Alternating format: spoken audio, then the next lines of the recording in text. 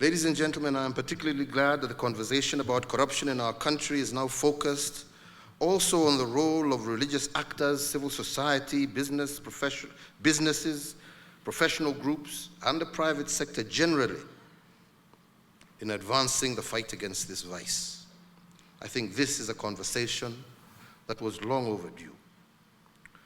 Most corruption scandals unearthed in government have been engineered by business persons and or professionals who connive with willing public officers to defraud the government. It is for this reason that our renewed efforts against corruption have involved investigation and prosecution of these private entities who provide the supply side of corruption. And I call upon the private sector, and in particular our various professional bodies, to support our efforts and take a bolder stand in calling out the corrupt in their midst. The disciplinary arms of professional bodies should more actively investigate and take action against members who are engaged in unethical behavior. We did, for example, as we have now been fighting this issue of money laundering, and we put in a clause that we wanted lawyers who hold clients' accounts to be able to share that information with investigative and financial bodies. And they shut it down in Parliament. So today, under client privilege, people can move money around and not have to declare and just say, client, munaita nini hiyo? Client confidentiality, hiyo. And we have no problem with that where you're doing legitimate business. But if a matter is under investigation, surely, if a man or a woman for that matter is being investigated for a particular case, why should you deny the investigative arms the ability to be able to see who the beneficial owner is? I today call again on the lawyers' body and also on Parliament, do the right thing. Let us bring that law back. Let us reintroduce that.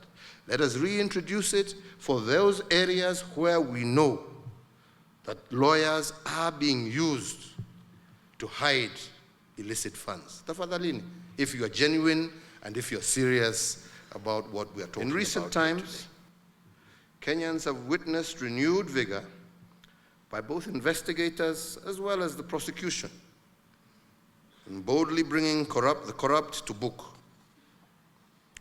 For the first time, no person is beyond the reach of the long arm of the law, no matter how powerful or influential they may perceive themselves to be. With the support received from my government to all the institutions in the criminal justice system, it is indeed my firm belief that the high-profile prosecutions that have already been brought before courts are just the opening act of what our valiant and diligent investigators have been painstakingly piecing together.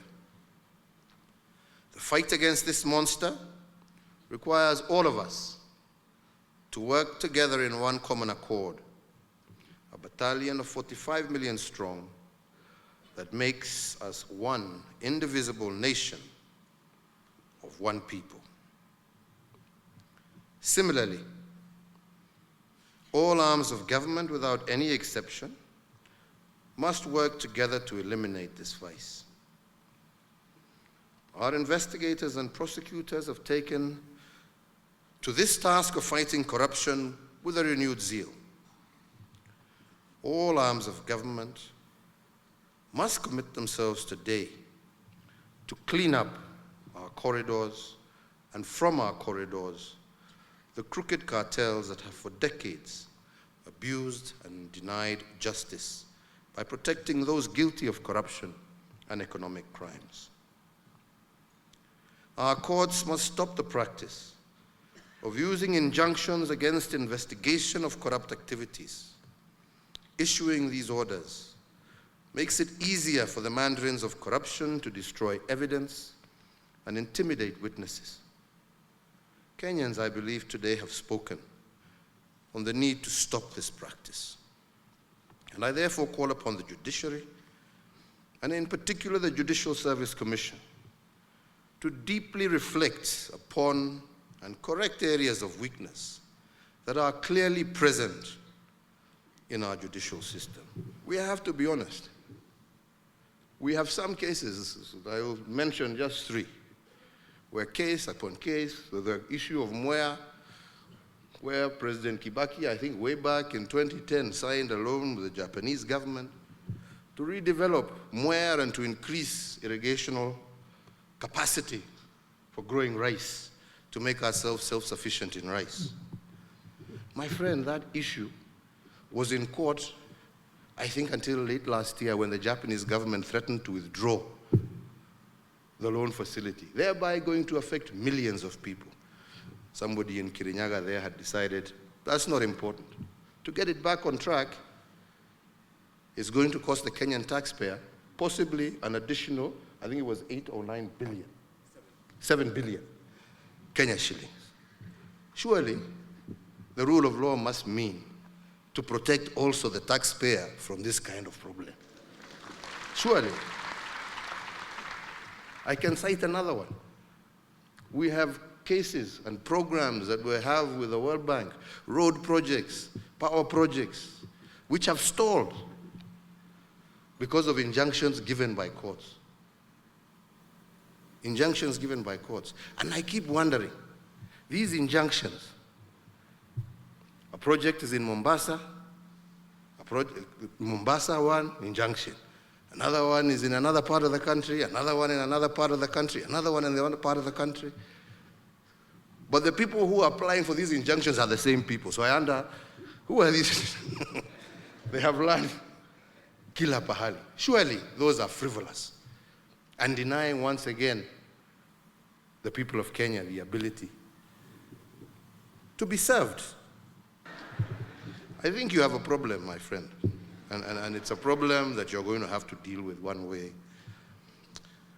or another. Because we have some fellows who they got lost, they disappeared from Kenya. I just heard they resurfaced somewhere in America. They've been in jail for 2 years.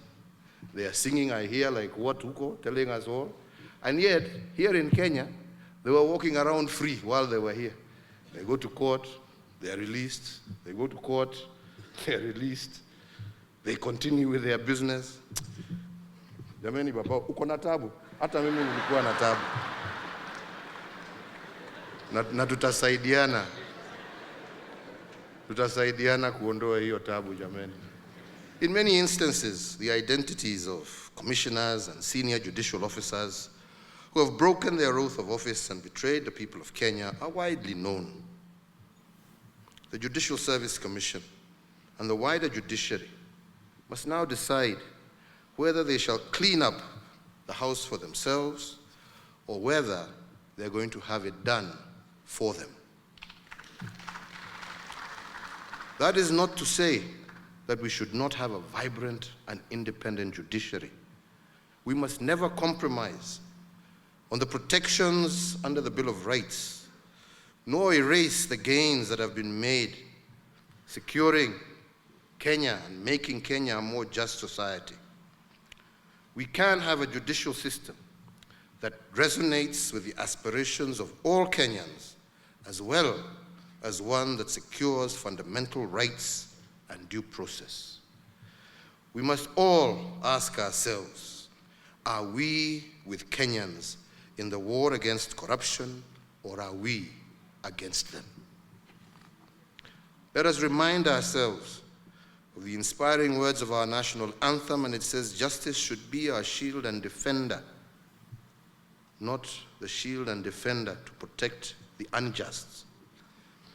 And I add, of the public good, and not a barrier against accountability and the prosecution of high-profile corruption cases. We, in the executive, are deeply aware that we too have many rotten apples in our midst, both at the national and county level. The root of this malady is what I would call a conflict of interest. I believe going forward, parastatal chiefs should not be in a position to use their offices to advance their private businesses. Those in the arena of road traffic regulation, kama tumeambiwa hapa, should not at the same time be players in the industries that they supervise. Kwa hivyo, kama ni polisi, jameni muamue, wewe unataka kuwa mwenye matatu na ni sawa, lakini uniform weka chini.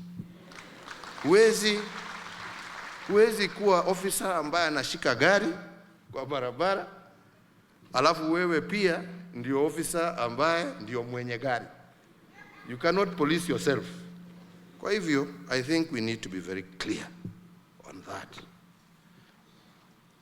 And in line with the proposals made by this forum, I am today directing the Honorable Attorney General to prepare a bill that will address the question of conflict of interest and unintended consequences